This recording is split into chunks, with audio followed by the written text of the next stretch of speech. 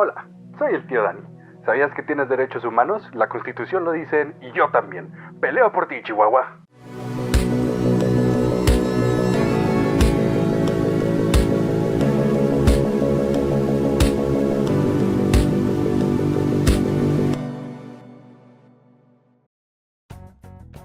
Hace algunos años saqué un video sobre Walter White y la masculinidad tóxica. Hasta el día de hoy es probablemente uno de mis videos más controversiales y que mucha gente aún cita para decir por qué no les gusta mi contenido. Y como muchos de mis videos del pasado, haría muchas cosas diferentes si volviera a tocar el tema. Entre ellos, decirles que se mueran enojados, putos. Así es, no solo no me arrepiento de nada de lo que dije, sino que si volviera a escribir ese video hoy en día, no sería tan comprensivo y les diría que se jodan. Walter White es un pedazo de mierda y gran parte de eso es su masculinidad tóxica. Mis opiniones son GOATs y las suyas son ZZZ. Por eso estoy haciendo este video, porque si Breaking Bad me hizo pensar en masculinidad tóxica como uno de los problemas más grandes de Walter, Better Call Saul me hizo ver que sí era el tema, en especial cuando es una serie que muestra la masculinidad en sus muchas facetas, tanto negativas como positivas, y que gira mucho en torno a lo que esperamos de los roles de género de una persona. Pero antes de pasar a Better Call Saul, hablemos del argumento más común. Walter White tenía un problema de ego, no de masculinidad tóxica, que es como decir que no tiene cáncer sino metástasis en los pulmones. Déjenme explicar. El ego de Walter White gira alrededor de su masculinidad. Lo vemos una y otra vez durante la serie. Es de hecho una de las formas en que Gustavo lo manipula para que siga cocinando. A man provides for his family. This costs me my family. When you have children, you always have family. They will always be your priority, your responsibility. And a man provides.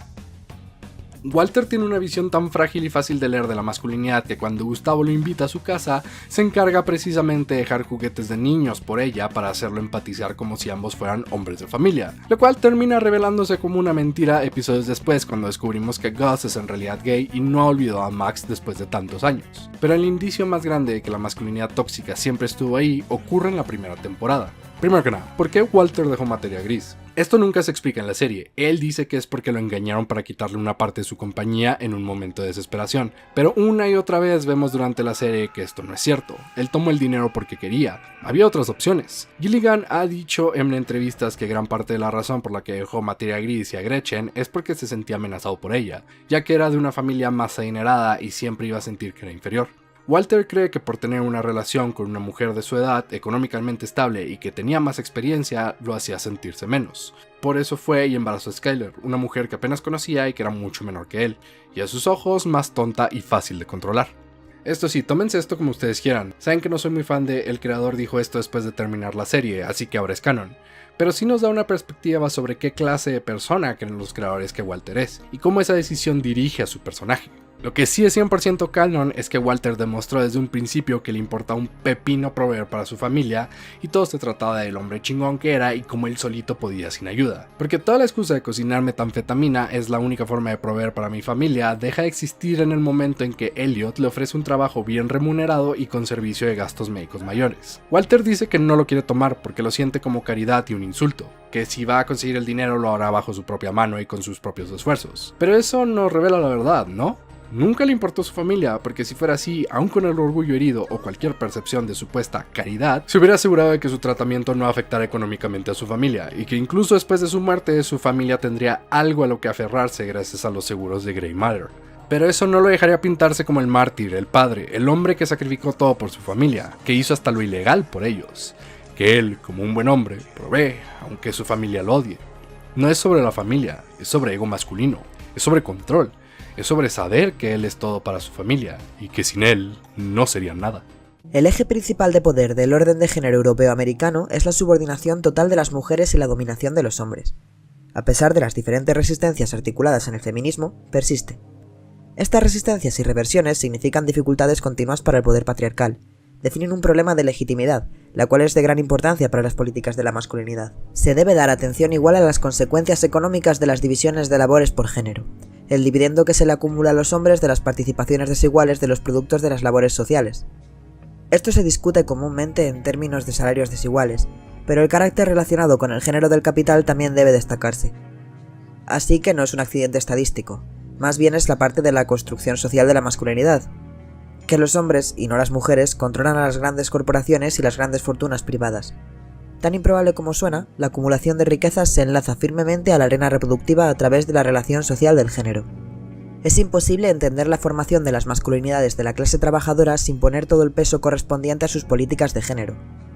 La estrategia del salario familiar, el cual ha debilitado por mucho tiempo el salario de las mujeres en las economías del siglo XX, ha sido superado de esta interacción. Entonces, para entender el género, debemos ir constantemente más allá del género, y lo mismo aplica al revés. No podemos entender la clase, la raza o la inequidad global sin movernos constantemente hacia el género. Las relaciones de género son un gran componente, globalmente, de la estructura social, y las políticas de género son determinantes fundamentales de nuestro destino colectivo. Uno de mis momentos favoritos durante la serie fue darme cuenta de lo fácil que Skyler controlaba a Walter cuestionando su masculinidad, como el momento en que literalmente dice que el dueño del autolavado creía que no era lo suficientemente hombre para tomar el negocio, y lo hace comprar el autolavado a pesar de saber que es una mala idea para lavar dinero. Creo que mucha gente no entiende que su personaje es una víctima y las cosas malas, entre comillas, que hace durante su arco son lo único que pueden hacer para defenderse de Walter. Culpo al demonio de la comprensión lectora porque es el más poderoso del mundo y en especial en Latinoamérica, pero la gente tiende a olvidar que Skyler actúa como cualquier otra persona lo haría en su situación. Tiene miedo, tanto por su esposo como de su esposo. La gente que la odia la ve como si intentara detener a Walter, como si su deseo de no ser la esposa de un narcotraficante buscado por la ley y sus enemigos fuera algo muy raro. Que no creía en la mente emprendedora y visionaria de Walter, como si fueran capaces de empatizar con el asesino en masa y narcotraficante más que con la madre de dos, esposa del loco que podría hacer que los maten a todos en cualquier momento. Gustavo hasta amenazó de muerte a su bebé, textualmente. Skyler tenía toda la razón del mundo para actuar como actuó. I will kill your wife. I will kill your son. I will kill your infant daughter. El momento que más solidifica esto es cuando Skyler le restriega en la cara a Walter que se cogió a Ted. Los fans lo ven como si fuera una bruja monstruosa que destruyó el corazón de su pobre esposo, pero tienden a olvidar que esto viene después de que Skyler descubre crímenes de Walter, le pide el divorcio, el tipo se fuerza en su casa a pesar de sus deseos, básicamente volviéndola prisionera, e hizo pensar a su hijo que su madre era una perra malvada y egoísta que odiaba a su pobre padre con cáncer por intentar convivir con sus hijos en sus últimos momentos de vida. Era obvio que Walter quería fingir que todo era normal, que vivía feliz con su familia a pesar de todo. La ilusión de la familia perfecta. La única forma en la que Skyler pudo romper esta fantasía y recordarle a Walter que estaba con él por miedo e intimidación fue cogiéndose a Ted. Le recordó que no estaba en esa casa por respeto o amor a él, que estaba forzada a quedarse con él a pesar de su desagrado, y que fuera de ese lugar su relación no significaba nada para ella. Esto fue Skyler diciéndole, no existe infidelidad si no existe relación.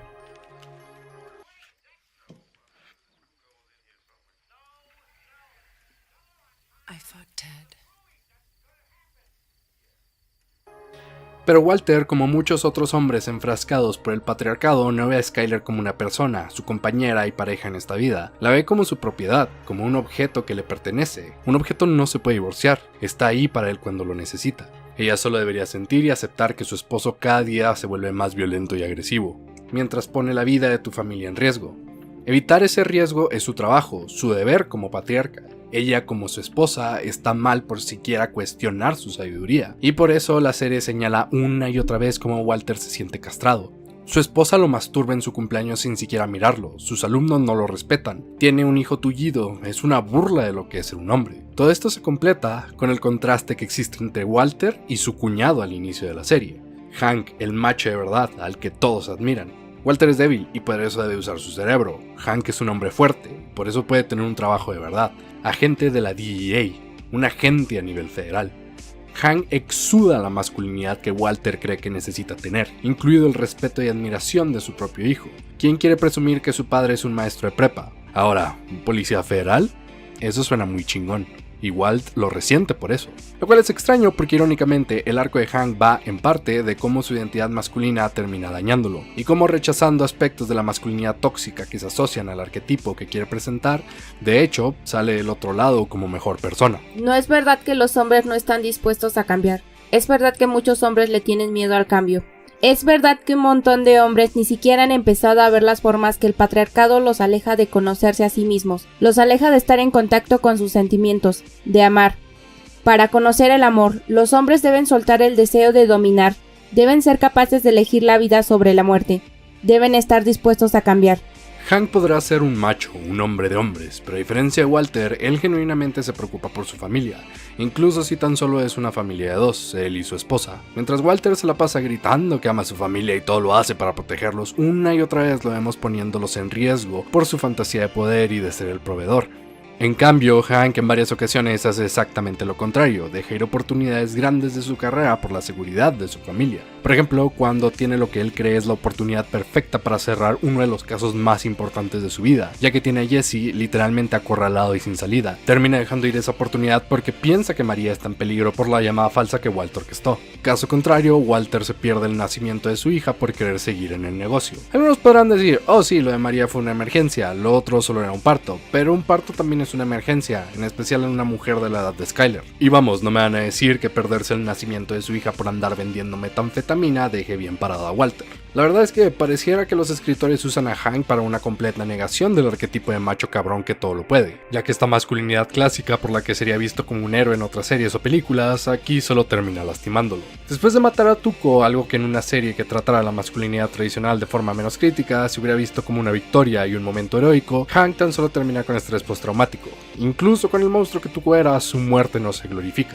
Es lo que es, un hombre quitándole la vida a otro, y se retrata como el acto horripilante y traumatizante que es. No sabemos mucho de Hank antes de la serie, pero considerando que, hasta antes de la llegada de Walter en la escena, el cartel parecía tener un buen manejo de la DEA en el área, es muy probable que Tuco fuera el primer criminal realmente peligroso al que Hank se enfrentara, y la primera vez que mataba a alguien. Y aunque fuera en autodefensa, la muerte de Tuco es algo que va a cargar por el resto de la serie.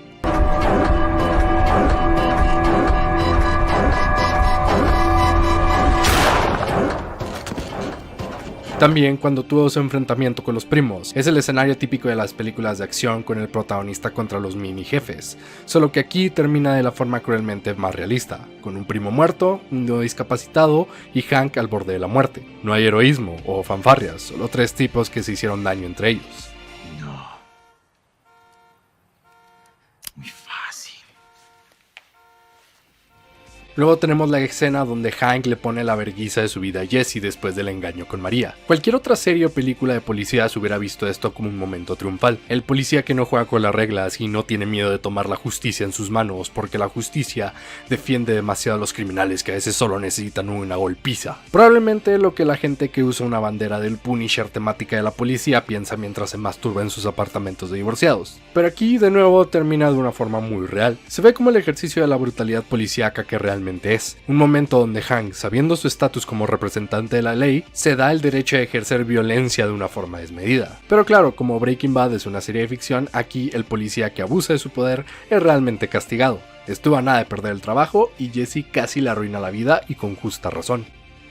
I will haunt his crusty ass forever until the day he sticks a gun up his mouth and pulls the trigger just to get me out of his head. La violencia se vuelve importante en las políticas de género entre los hombres. Muchos episodios de violencia grave son transacciones entre hombres. El terror se usa como un medio para poner límites y hacer marginaciones. La violencia se puede convertir en una manera de reclamar o afirmar la masculinidad en luchas de grupo. No es hasta que niega los aspectos de la masculinidad tradicional que se permite ser vulnerable, que comienza a mejorar como persona y que casi puede atrapar a Walter. El primer acto de violencia que el patriarcado demanda de los hombres no es la violencia contra la mujer. En cambio, el patriarcado demanda que todos los hombres actúen en actos de automutilación psicológica, que maten las partes emocionales de ellos mismos. Si un individuo no tiene éxito en inutilizar su lado emocional, puede contar con los hombres patriarcales que realicen rituales de poder que agredirán su autoestima. Habiendo extirpado sus partes que podían sentir una respuesta emocional de gama amplia, estaban muy desconectados. Sencillamente no podían dar más emocionalmente o incluso comprender el problema sin reconectar y reunir las partes extirpadas. La única razón por la que sobrevive a la explosión en El Paso es porque tiene un ataque de pánico muy justificado después de ver la cabeza de tortuga. Algo que normalmente es visto como una forma de debilidad es lo único que lo mantiene con vida. Incluso si al principio reniega contra esto, deja que María le ayude durante su recuperación, permitiéndose ser vulnerable, algo que para un policía federal que es el único ingreso de su familia debió herir bastante su orgullo, pero gracias a eso sale adelante como una mejor persona. De hecho, uno de mis momentos favoritos de la serie ocurre cuando Hank y María demuestran lo compatible que son y cómo se vuelven mejor cuando están juntos. Después de la audiencia por su asalto a Jesse, mientras bajan el elevador y nadie los puede ver, Hank rompe en llanto descontrolado, mientras que María lo abraza y consuela, sin decir una palabra, pero con una cara que muestra su amor y voluntad para ser su roca en un momento de dificultad. Las puertas se abren y es como si no hubiera pasado nada. Ante el mundo, ante la sociedad, Hank debe seguir siendo el hombre ejemplar, el héroe policía que representa la masculinidad que todos deberían aspirar a tener. Pero en el lugar donde importa, en la intimidad con su compañera, esposa y amada, puede expresar la vulnerabilidad que muchas veces se nos niega a los hombres. Y sabe que no importa lo que ocurra, María estará ahí para él, lista para ser fuerte cuando él no puede. Y eso es todo lo que importa. Ahora compáralo con Walter y cómo ni siquiera permitió que su antiguo amigo le diera un trabajo que arreglaría todos sus problemas o que su hijo, sin saberlo, hubiera encontrado la forma más fácil de lavar su dinero, tan solo porque no quería que su familia, y seamos honestos, el mundo entero, supiera que él era el más chingón que solito y muriéndose de cáncer salvó a su familia y aseguró el futuro de la misma. Y su relación con Skyler solo sigue deteriorándose entre más avanza la serie, culminando en el momento en que su hijo debe ponerse en medio de ambos para proteger a su madre del monstruo en el que su padre se convirtió, y Walter se da cuenta de que ha destruido la familia que tanto desea proteger. Recuerden, la masculinidad es performativa y es tanto para la propia persona como para el mundo entero que vean qué hombre tan macho alfa de verdad es Walter. Pero esta fantasía no es nada más que eso, una fantasía que te ciega la realidad del mundo. Es por eso que Hank termina siendo mejor persona que Walter al final, porque le sacan, literalmente a golpes, esta idea de lo que un hombre y la masculinidad deben ser, que puede ver al mundo desde otros ojos no filtrados por los estereotipos patriarcales de lo que debe ser un hombre, que puede ver la verdad que tenía enfrente durante toda la serie. Woodrow Wilson? Willy Wonka? Walter White?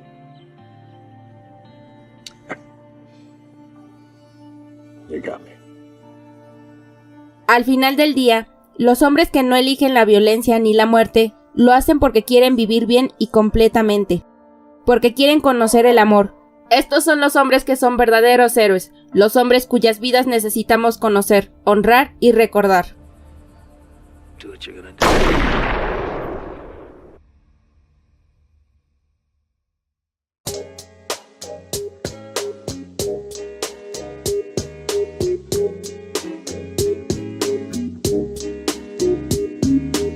¿Sabías que puedes ayudar al canal a seguir haciendo contenido de calidad con tan solo el precio de un café y unas donitas Bimbo al mes? Para más información, ve a patreon.com/talknvidia.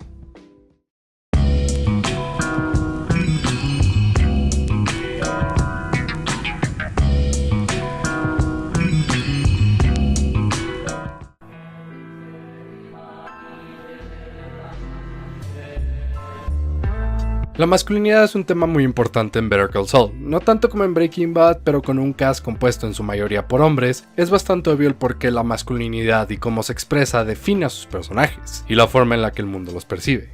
Y a diferencia de Breaking Bad, donde el foco de los temas sobre género se enfoca más que nada en Walt y Hank, en Better Call Saul podemos ver una amplia gama de expresiones masculinas y cómo cambian al personaje, tanto de forma positiva como de forma negativa. Solo miren a Mike, quien es todo lo que Walt quiere ser como un hombre, pero nunca logra hacerlo por su ego. Mike es un vaquero, literalmente. Vince Gilligan es muy fan de los westerns y de las películas mexicanas. Personalmente tengo la teoría de que el tipo se duerme llorando todas las noches por no ser mexicano, pero me desvió del punto. En Mike vemos muchos de los tropos relacionados con los vaqueros de antaño, y de cómo parte muy importante de su personaje es la masculinidad y cómo la expresa. Siempre un paso adelante de todos sus enemigos, estoico e inamovible, la definición del dicho tenle miedo a un hombre viejo en una profesión donde la gente suele morir joven. Fuera de la ley pero con un código inquebrantable que sigue hasta el día de su muerte. Sé profesional, sé amable y ten un plan para matar a todos los que conozcas. Pero también tiene una tragedia en su personaje, no solo porque sabemos su destino, pero porque es un vaquero en un mundo que ya no lo necesita. Hubiera sido un héroe hace mucho, pero ahora solo es un matón más. El arquetipo de padre por excelencia, una y otra vez se muestra como una figura incapaz de proteger a sus hijos, a pesar de intentar guiarlos por el buen camino como una figura masculina positiva en sus vidas. Todos tienen finales malos. Mikey muere por seguir su consejo, no puede proteger a Nacho de la ira del cartel y Jesse lo pierde en el momento más vulnerable de su vida.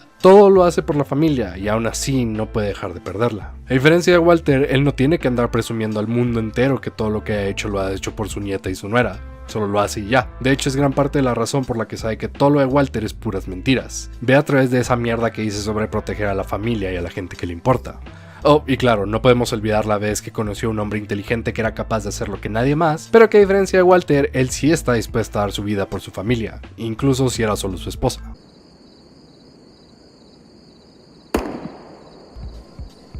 Mike tiene un ego, pero su ego viene de un trabajo bien hecho. Su masculinidad se trata de construir y ayudar, incluso si es en el mundo criminal. Es mucho mejor persona que Walter, Gus o cualquiera de los otros hombres. Tiene honor, pero eso es una ilusión, ¿no? What you talk about is not justice. What you talk of is revenge. My boy is gone. La idea de lo que es ser un hombre realmente lo sigue torturando, incluso si lo hace sufriendo en silencio. De hecho, que sufre en silencio es gran parte del problema. Mike realmente no confronta sus problemas, al menos no de forma emocional, ni siquiera cuando su nuera y la única conexión familiar que le queda aparte de su nieta, le ruega de rodillas que hable con ella. Lo único que hace es aferrarse al dolor y dejar que éste le consuma por dentro. Cree que el sufrimiento es lo correcto, que debe sentirse como mierda para demostrar su valor. La muerte de su hijo, sus errores, es una cruz que como un buen hombre debe cargar por el resto de su vida. Habla mucho de su personaje, que cuando Jimmy le pregunta a dónde iría si tuviera una máquina del tiempo, se corrige a sí mismo de decir el día que mataron a su hijo y prefiere volver a cuando tomó su primer soborno. Para Mike, ese fue el inicio de su vida como criminal, el pecado original, y por lo que ha estado pagando con sufrimiento en cada momento de su vida. March 17th, 1984.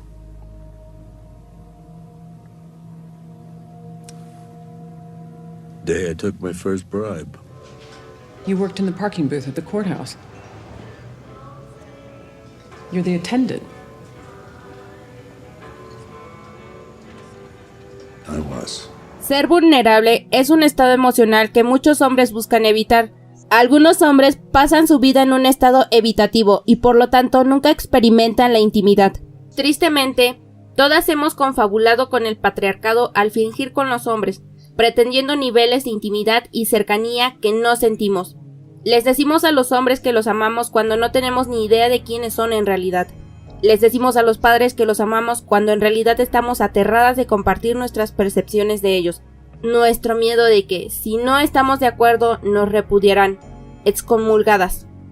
Es así como confabulamos con la cultura del patriarcado para hacer sentir a los hombres que pueden tenerlo todo, que pueden abrazar la masculinidad patriarcal y aún así tener a sus seres amados. En realidad, mientras más patriarcal sea un hombre, más desconectado debe estar de sentir. Si no puede sentir, no puede conectar. Si no puede conectar, no puede ser íntimo. La vergüenza, la vulnerabilidad emocional es lo que los hombres que están cerrados emocionalmente comúnmente buscan esconder, ya que el humillar es usado comúnmente para socializar a los niños y que se alejen de sus seres sentimentales internos para guiarlos a la máscara masculina patriarcal. Muchos hombres mayores tienen una voz interna que los humilla. Nuestros hijos aprenden este código temprano y lo aprenden bien. No llores, no seas vulnerable, no muestres debilidad y fundamentalmente, no demuestres que te importe. Como sociedad tenemos cierta noción de que criar niñas y niños íntegros es buena idea, pero eso no significa que lo hagamos. Aunque tú y yo pudiéramos estar comprometidos a criar niños sin camisa de fuerza, la cultura a la larga, aunque puede estar cambiando, siguen aún lejos de cambiar. Por más que lo intentemos en películas, teatro, salones de clase, parques infantiles, nuestros hijos e hijas son bombardeados con mensajes tradicionales sobre masculinidad y feminidad, hora tras hora, día tras día. Incluso si es una mejor persona que Walter, y si tuviera que elegir entre un mejor ejemplo de masculinidad lo pondría él y por mucho primero, la verdad es que tampoco es un muy buen ejemplo de masculinidad positiva que digamos. O sea, el güey parece creer que terapia es irse a darse en la madre con unos malandrillos si es tan solo para sentir algo, aunque sea dolor. Y esto no es para decir que Mike es un mal personaje, es de hecho, en mi opinión, uno de los mejores personajes en la historia de la televisión, y tampoco implico que la serie quiera romantizar el sufrimiento masculino de Mike como algo a lo que aspirar. Al contrario, creo que la serie es bastante clara en mostrar cómo esas expectativas sociales de lo que es ser un hombre son lo que lo destruye por dentro. Sigue cayendo en los estereotipos de que el hombre debe seguir siendo alguien callado, que sufre en silencio y carga con el peso del mundo en sus hombros. Solo que, a diferencia de Walter, él no lo usa como un escudo para proteger su frágil ego, sino que es más trágico. Cree que es su responsabilidad por ser hombre, que no puede permitirse momentos de vulnerabilidad y duda, ya que, de lo contrario, su mundo se derrumbaría de inmediato. Como Atlas, incapaz de bajar la guardia por un segundo. mantiene el peso del mundo sobre sus hombros, y eventualmente, cuando no puede más, se derrumba. I made him lesser. I made him like me.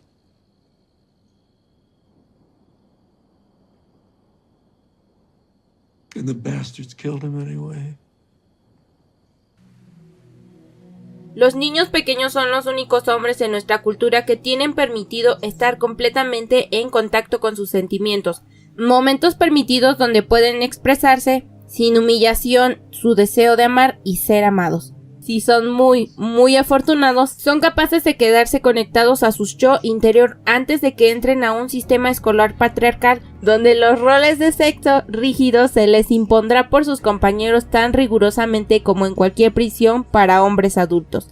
Esos pocos niños que viven en hogares tan antipatriarcales aprenden temprano a llevar una vida doble, en casa donde pueden sentir, expresarse y ser.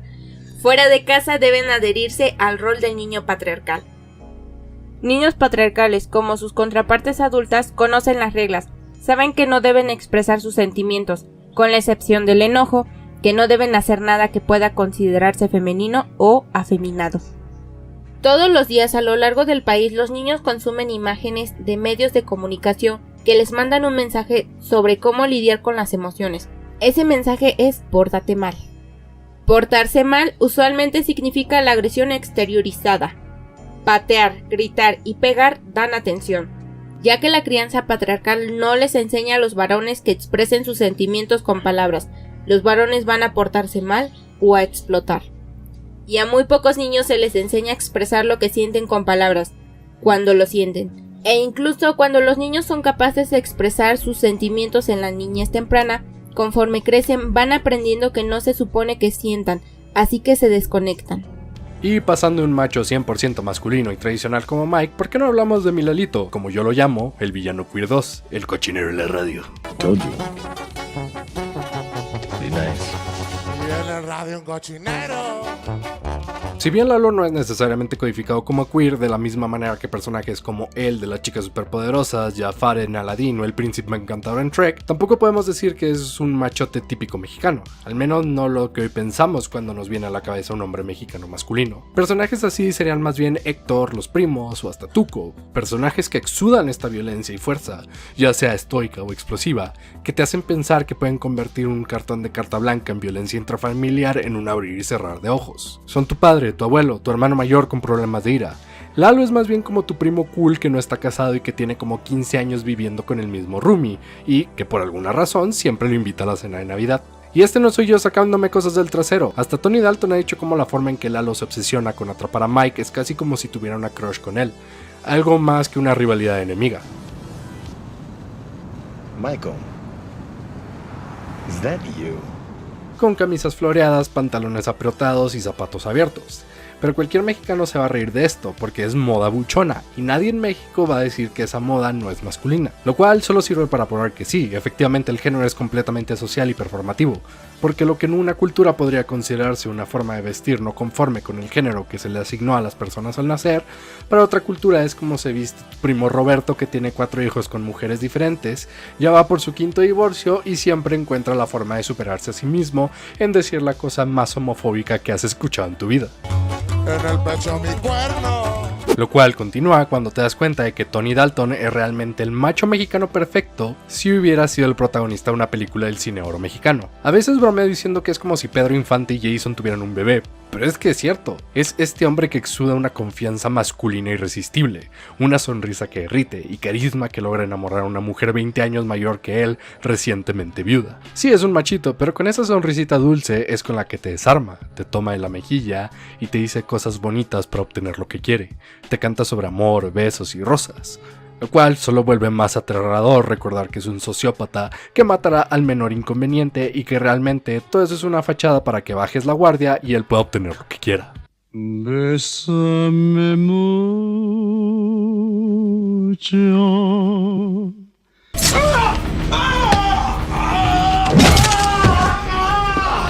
Y al final llegamos con James Better Call Saul McGill, el protagonista de nuestra serie y quien me motivó a hacer este video. Jimmy tendrá muchos problemas, Podrá ser un mentiroso, narcisista, embustero, pendenciero, incapaz de aceptar cuando algo es su culpa, experto en manipulación emocional, un cobarde, una terrible persona en general, pero algo que no es alguien con masculinidad tóxica. Solo veamos su relación con su coprotagonista y eventual esposa durante la serie, Kim Wexler. Es una broma muy común en el fandom de Better Call Saul hablar de cómo Jimmy es el baby girl de Kim, la esposa en la relación, que claramente es Kim quien lleva las riendas y toma el rol más masculino durante la serie. Solo debemos ver todo el fanart donde ponen a Kim en la situación tradicionalmente masculina y a Jimmy en la femenina. Es gracioso, pero no existiría tanto fanart así si no hubiera un poco de verdad de esto durante la serie. Kim gana más dinero que Jimmy. Ella es la que tiene lo que podría considerarse por muchos el trabajo y la vida ideal de un abogado. Trabaja para una gran firma y cuando renuncia de dicha firma lo hace para ser la principal abogada de un banco local bastante grande. Mientras Jimmy trabaja con ancianos y termina en un aspecto mucho más femenino del trabajo, que es estar en contacto con los clientes. Y cuando finalmente consolidan su relación y se vuelven una pareja más doméstica, Jimmy es el que se va a vivir con Kim, y no de la otra forma.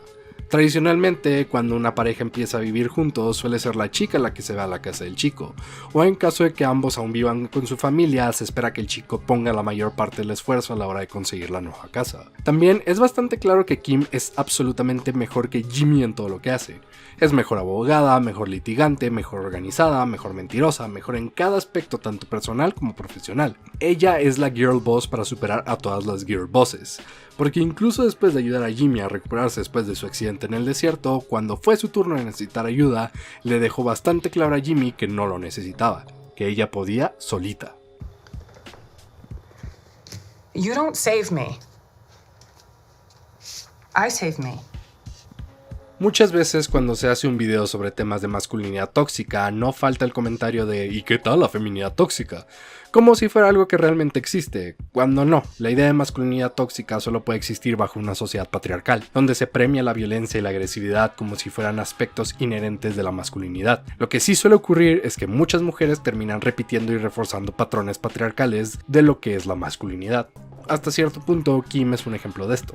Las mujeres en campos laborales dominados por hombres suelen ser mucho más agresivas y hasta misóginas que sus compañeros de trabajo, porque para ser tomadas en cuenta o vistas como iguales deben esforzarse el doble, ya que su género hace que sus compañeros las vean como más inocentes o inútiles. No es extraño que muchas mujeres en posiciones de poder suelen ser muchas veces igual o peores que sus contrapartes masculinas, y eso es porque no solo deben esforzarse el doble que los hombres en los aspectos que importan de su carrera profesional, sino que deben hacer lo mismo a la hora de subir la escalera y ponerse en un lugar de poder. No quiero decir con esto que el poder inherentemente corrompa o que saque lo peor de las mujeres que lo buscan. Al contrario, lo que quiero decir es que bajo nuestras expectativas actuales de quién llega al poder y cómo se logra esto, terminamos creando un ambiente tóxico donde solo la gente que está dispuesta a hacer lo que sea para terminar al mando puede llegar ahí, ya que la mayoría de la gente con cosas como moral y ética se suelen quedar en el camino o ni siquiera saben que había un camino, dejándole el paso libre a los peores tipos de personas sin importar su género, pero influenciados por las expectativas patriarcales de quién y cómo debe ser alguien al mando.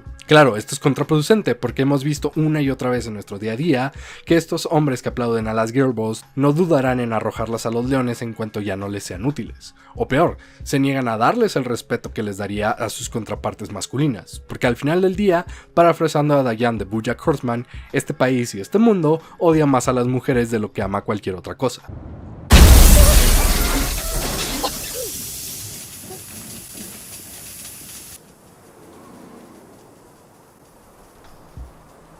La dinámica de género entre Jimmy y Kim es central para la serie, y lo más importante de este juego de género que traen es que a Jimmy no solo no le molesta que Kim sea la que tiene los pantalones en la relación, sino que esto es lo que más le gusta de ella. Esa energía dominante es la que lo atrae a Kim y la razón por la que son tan buenos el uno para el otro. Hey, nobody appreciates a passionate woman more than I do. Siempre que los vemos en intimidad o en un momento donde son solo ellos dos, Kim es la que controla las cosas, que toma el mando. Que cuando juegan sus fantasías sexuales, Kim se pone en el lugar del banquero tejano ricachón seduciendo a su trabajadora. Yes, Kim? Would you care to take a shower with me? Well, shoot. I believe I would. Better Call Saul no es sutil con su lenguaje cinematográfico. Algo que nos queda muy claro cuando vemos las escenas en el presente en blanco y negro es que esto es el infierno para los protagonistas, forzados a vivir sin las cosas que los hacía sentirse vivos. Jimmy trabaja como gerente en una tienda de roles de canela mientras revive sus viejas glorias, mientras que Kim es forzada a vivir en la vida ideal de una mujer tradicional, algo que la quema por dentro. Tiene que hablar de cosas irrelevantes con sus compañeros de trabajo, se fuerza a sí misma a no tomar decisiones y a diferencia de su relación con Jimmy, donde eran iguales o a veces Kim era superior, en Florida es todo lo contrario. Es solo la esposa de alguien, viviendo la vida más aburrida de los suburbios, con sexo poco satisfactorio y sin nada de pasión. Mientras Jimmy y Kim tenían una química explosiva que los hacía disfrutar del sexo, donde claramente Kim tenía más control y poder, ahora tan solo es esto.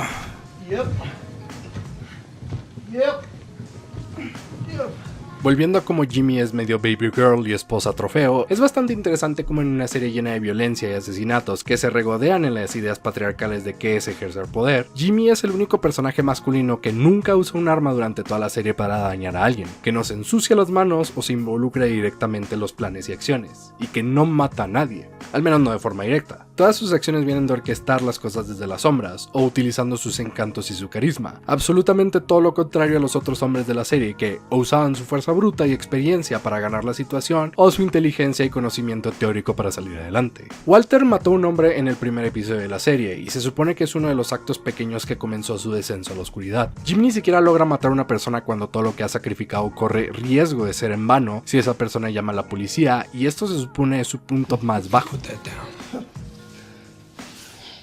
Put that down, Marion. Put it down. Do not do it, Marion.